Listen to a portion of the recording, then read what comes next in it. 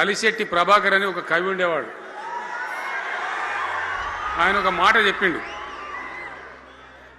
చీకట్లో జడుసుకుంటే ఒక చెట్టే నీ చుట్టూరా అరణ్యమై భయపెడుతుంది,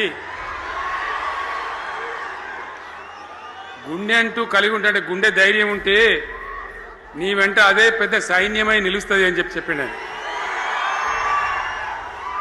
ఇలా నా కళ్ళ ముందున్నటువంటి మీరు, మీతో రెండింతలు బయట రోడ్ల మీద ఉన్నటువంటి అశేషమైనటువంటి జీవన్ రెడ్డి గారి అభిమానులు, మీ అందరి ఆశీర్వాదంతో ఈరోజు జీవన్ రెడ్డి గారి చేరిక కరెక్ట్గా ఆయన గుండె ధైర్యం ఉన్నాడు కాబట్టి, ఉన్నట్టు నికాలస్గా మాట్లాడతాడు కాబట్టి ఇలా ఆయన నిర్ణయం తీసుకొని ఇంత పెద్ద సైన్యాన్ని తీసుకొని తెలంగాణ రాష్ట్ర భవిష్యత్ ప్రయోజనాల కోసం ఆయన బీఆర్ఎస్లో చేరిన విషయం మీ అందరికీ తెలుసు.